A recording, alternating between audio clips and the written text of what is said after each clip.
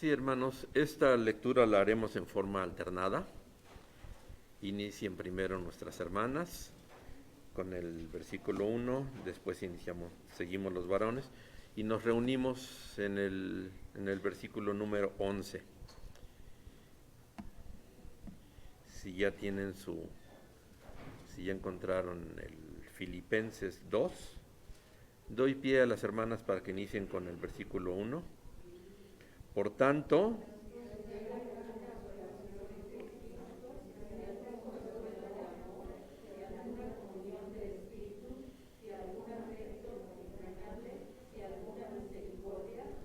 completad mi gozo sintiendo lo mismo, teniendo el mismo amor, unánimes, sintiendo una misma cosa.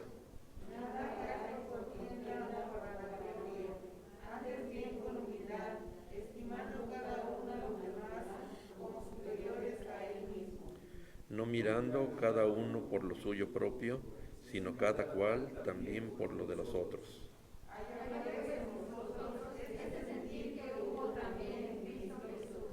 El cual, siendo en forma de Dios, no estimó a Dios como cosa que aferrarse, sino que se despojó a sí mismo, tomando forma de siervo, hecho semejante a los hombres. estando en condición de hombre, se humilló a sí mismo, haciéndose obediente hasta la muerte, muerte de cruz. Por la cual Dios también le exaltó hasta lo sumo, y le dio un nombre que es sobre todo nombre, Para que en el nombre de Jesús se doble toda rodilla de los que están en los cielos y en la tierra y debajo de ella, y toda lengua confiese que Jesucristo es el Señor, para gloria de Dios Padre. Amén.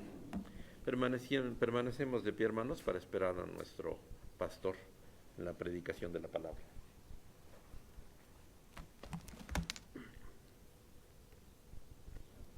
Vamos a orar, hermanos. Agradecemos, oh Dios, estos momentos que nos das para abrir tu palabra, leerla, para meditar, reflexionar en ella. Pedimos que seas tú, Señor, quien hable a nuestros corazones, que sea tu Espíritu Santo, Señor, que abra nuestra mente para entender tu voluntad. Te lo pedimos en el nombre de tu Hijo Jesucristo. Amén. Pueden tomar sus lugares, hermanos.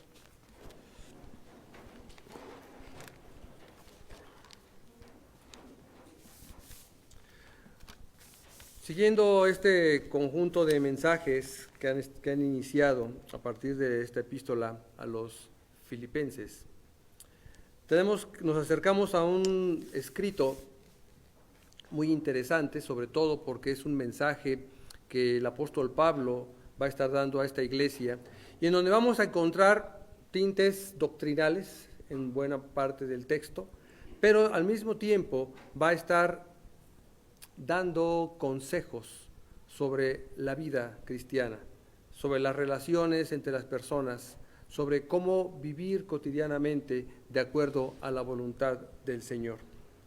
En este caso, una de las cosas centrales en este mensaje a la iglesia es la importancia de mantenerse unida como cuerpo de Cristo. Y en este caso, el instrumento fundamental para mantener esa unidad van a ser los dones que el Espíritu Santo ha repartido a la misma. Ahí es donde se va a encontrar el soporte para que la iglesia vaya consolidándose alrededor de Cristo. Hay que recordar que uno de los puntos centrales del apóstol Pablo es el hecho de que la iglesia es un cuerpo, es una unidad. Y para que la iglesia pueda funcionar, pueda trabajar y cumplir los propósitos que Dios le ha entregado, es necesario que la iglesia se mantenga unida y en donde todos participen en el trabajo de la comunidad. Por desgracia, y esto quizás podríamos, no sé aquí cómo sucedan las cosas, pero dentro de una comunidad aproximadamente un 20-25%, ya exagerando 30%, son los que trabajan.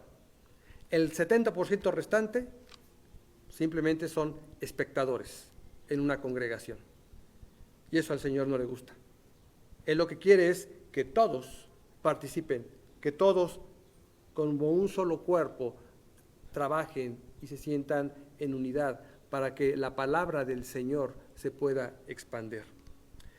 El apóstol Pablo toma ese principio y parte de su mensaje a la iglesia de Filipo para estimular precisamente a la iglesia al uso de los dones, y tomó como modelo a Cristo sobre la actitud que debe tomar una iglesia ante sus dones y cómo moverse y cómo participar en ella.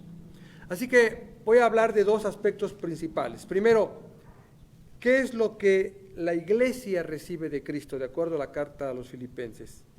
¿Y qué es lo que pide de ella? Esa es la primera parte que queremos abordar. Y en este caso, al comenzar a leer esta epístola, en Filipenses capítulo 2, nos vamos a dar cuenta que el centro de todo se va a mover alrededor de un elemento, el amor. Y no es la primera vez que el apóstol Pablo toma al amor como elemento, como aspecto central dentro del desarrollo de la iglesia. Y por ello voy a profundizar un poco más sobre este aspecto. Dice el texto, el primer versículo de Filipenses 2.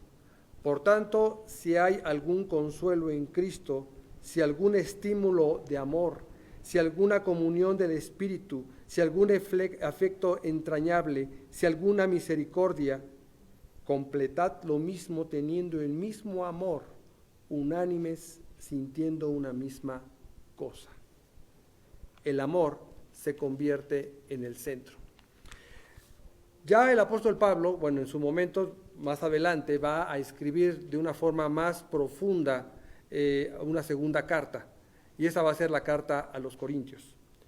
Y que en el capítulo 13 nosotros vamos a observar que es donde ya él hace una reflexión amplia de lo que es el amor. Y quiero rescatar precisamente lo que el apóstol va a retomar del amor para que podamos entender por qué se convierte en ese motor que va a mover a la iglesia.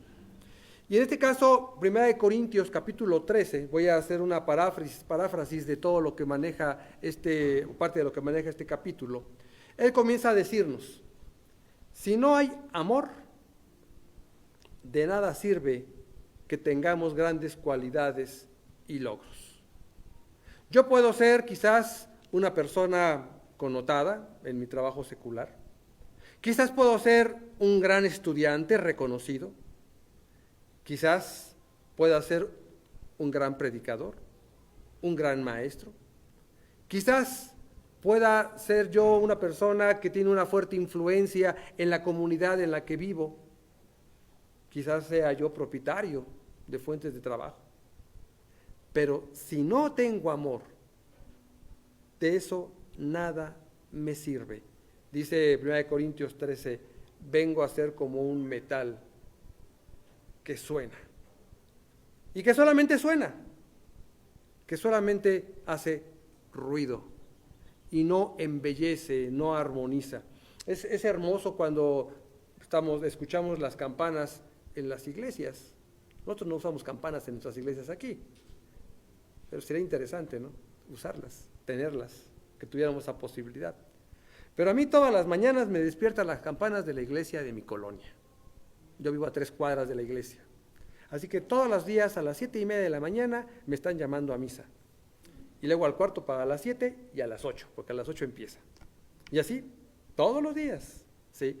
Pero es interesante porque se escuchan las campanas y esto se armoniza con otro ruido que hay cerca de casa, que son los pájaros. Así que oyes campanas, oyes pájaros en las mañanas, y eso es algo que agrada al oído.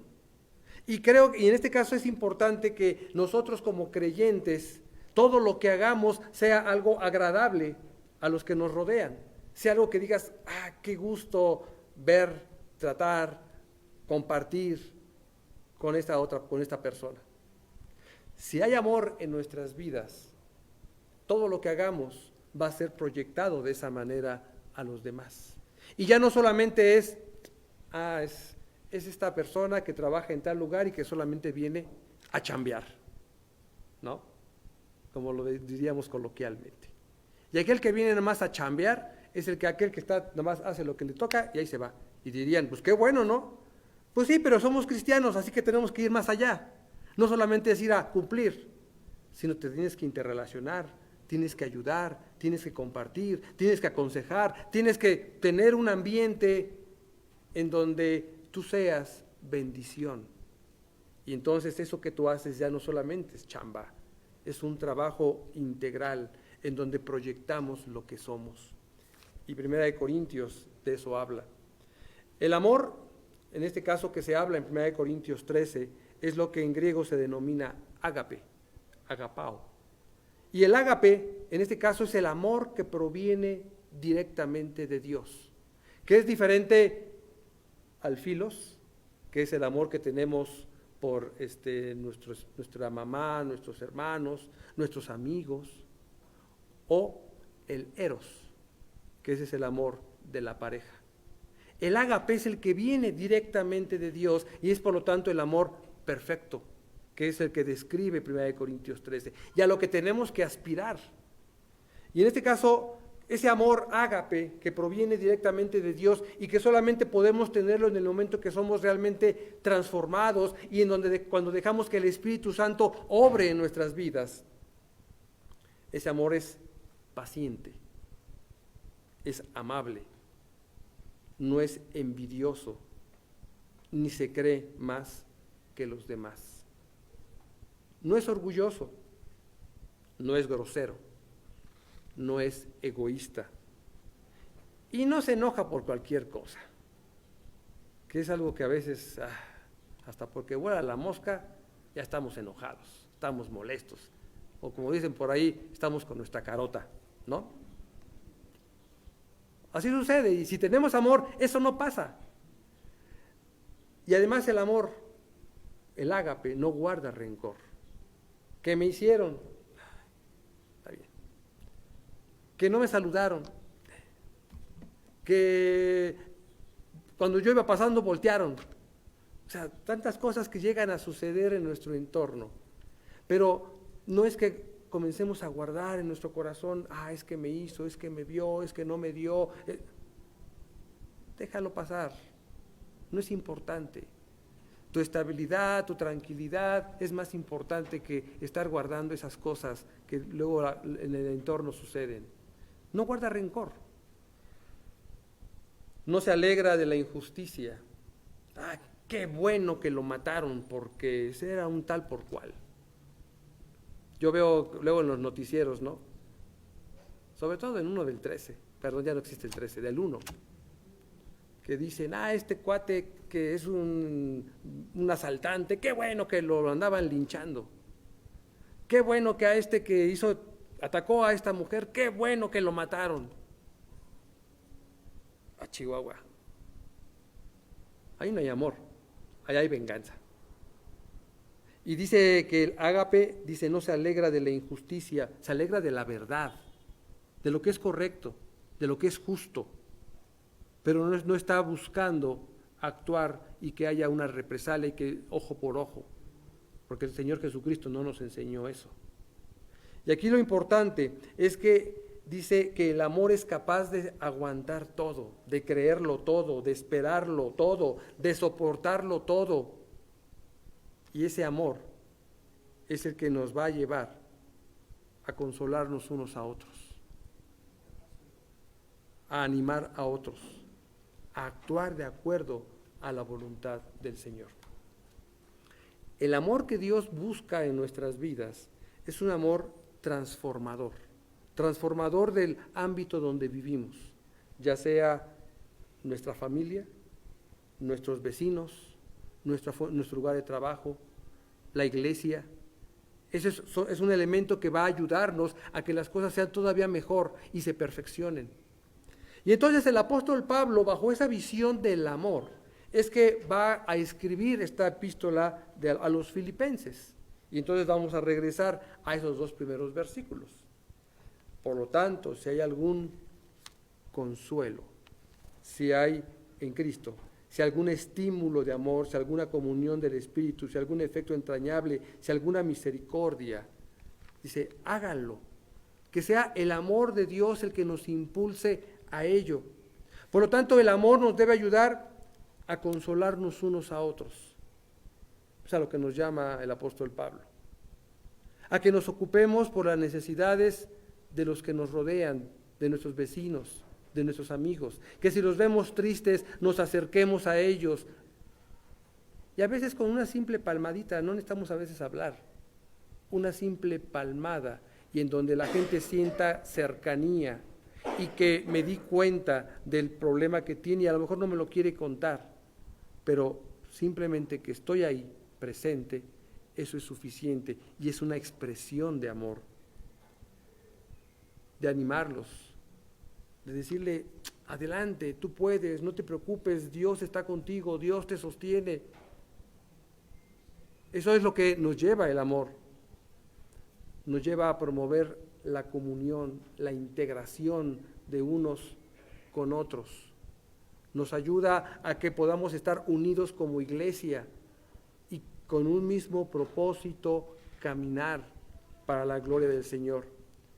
Y sobre todo también ser compasivos, misericordiosos con aquellos que sufren.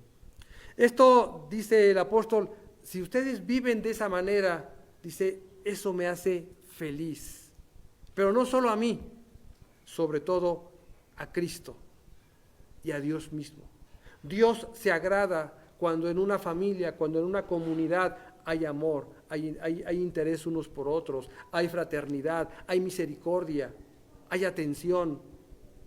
Y si retomamos todo lo que acabamos de decir del amor, una comunidad donde no hay envidias, donde no hay egoísmos, donde no hay rencores, Dios se agrada de ello. Y entonces, es importante que como iglesia nos pongamos de acuerdo en lo que pensamos y hacia dónde queremos caminar y deseemos las mismas cosas.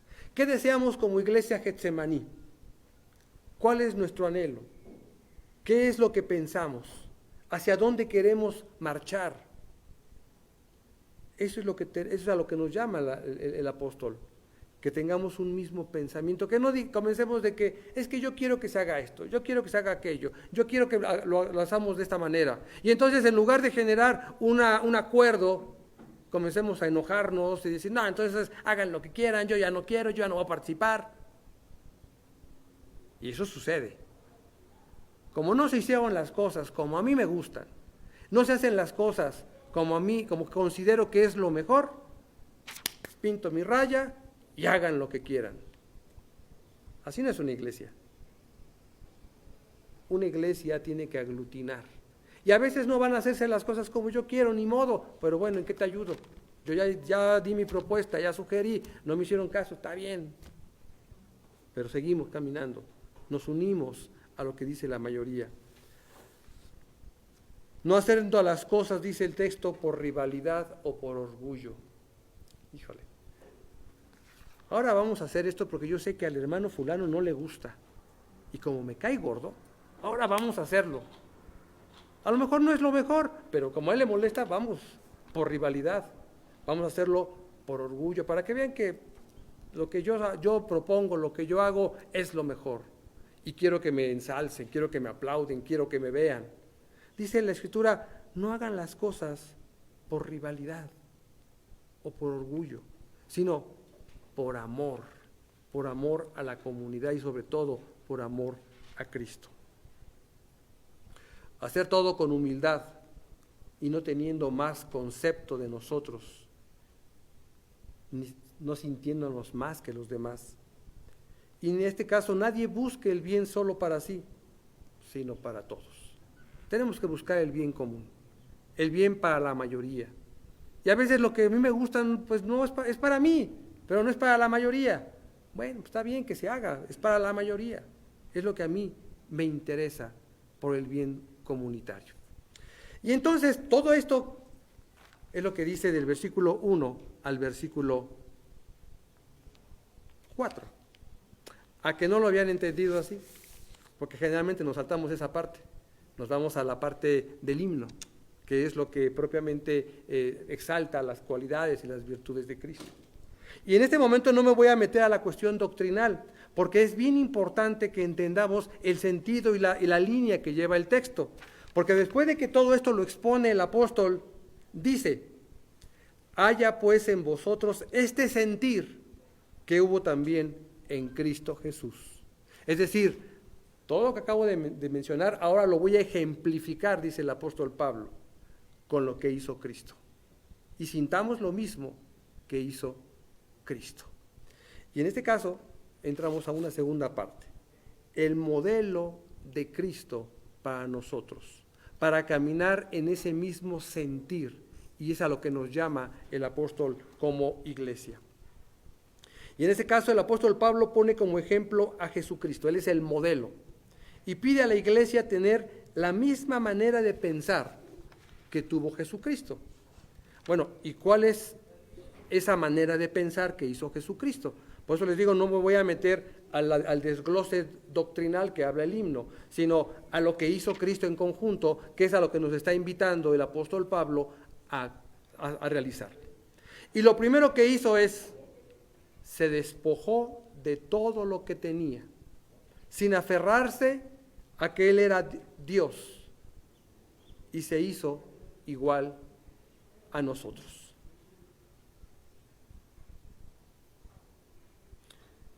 ¿Quién es capaz de dejar las comodidades que tiene para servir a la comunidad, a la iglesia? ¿Quién es capaz de sufrir en un momento dado indiferencias, incomodidades, dejar esa vida tranquila que a veces tengo por servir a la iglesia?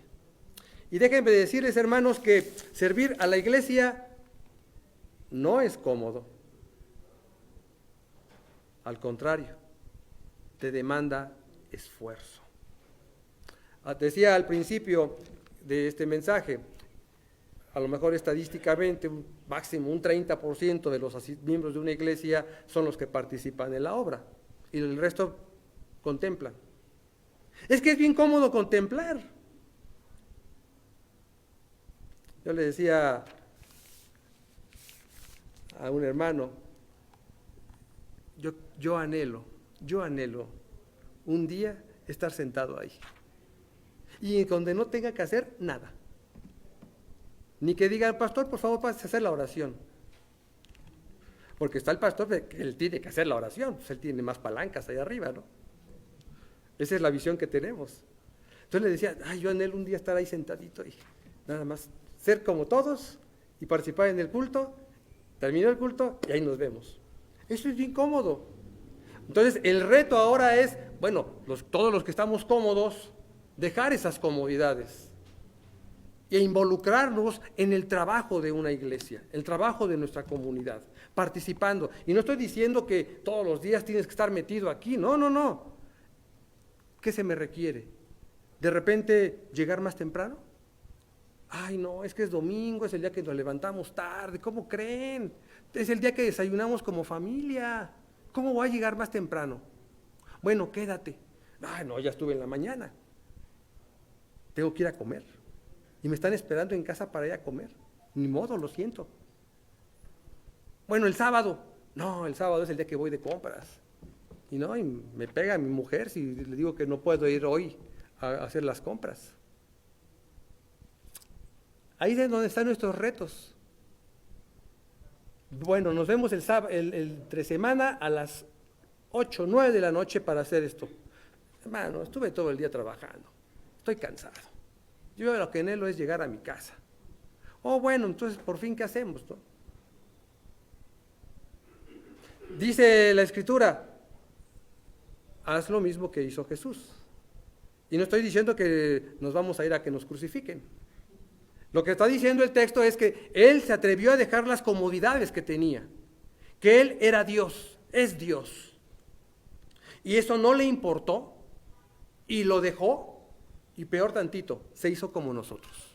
Se humilló a lo más grande, porque de ser Dios a hacerse como nosotros es una humillación extraordinaria. Sin embargo, él lo hizo. ¿Y por qué lo hizo?